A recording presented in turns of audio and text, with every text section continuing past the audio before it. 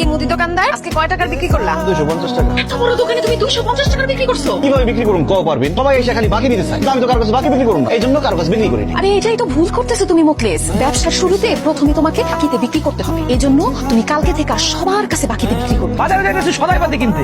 এটা কি করেন বদি কাকা? আমার দোকান থাকতে আপনার বাজারে যাবেন কেন কেনাকাটা করতে? কি কি লাগবে আমার দোকান থেকে নেন। আরে বাজারে আকাশের দোকান থেকে আমরা বাকিতে সদাইবাতি কিনি, তুই তো বাকিতে বিক্রি করবি না, তোর দোকান থেকে কেমনে কিনবি? আমি নগদই বিক্রি করি না, আমি দোকানে দিচ্ছি বাকি বিক্রি করার জন্য। আমার দোকানের নাম মুকলেস এন্টারপ্রাইজ বাদ দিয়ে এখন দিব বাকি এন্টারপ্রাইজ। এছাড়া আমি কোনো কিছু বিক্রি করব, আগে কি হয়েছে সেটা ভুলে যান। এখন কি কি লাগবে সব বাকিতে নিয়ে যান। বুঝলাম না, বেলা 10টা বাজে গেছে, এখানে বসে রয়েছে কেন? দোকান খুলবো না? দোকান করে আর কি করব? দোকানে মালপত্র থাকলে তো লাভ আছে, দোকান তো পুরো খালি হয়ে গেছে। হ্যাঁ কি কও, দোকান খালি হয়েছে মানে? দোকানে কিছু হয়েছে নাকি? বাকিতে বেচতে বেচতে দোকানের সব জিনিসপত্র খালি হয়ে গেছে। আমার বুদ্ধিতে আমি সবাই বাকি দিচ্ছি, তুই আমার বুদ্ধি দিচ্ছিস কাস্টমার ধরতে হইলে বলে সবাই বাকি দিতে হইব। এখন আমি কাস্টমার তো ধরতেই পারি নাই, ওটা কাস্টমার অন্য দোকানে সব চলে গেছে। আরে আমার ব্যবসার লাল বাতি চলতেছে। ভাই মানুষের বুদ্ধিতে চলতে গেলে বাস খাইতে হয়, সেটা আমি হারে হারে টের পাইতেছি।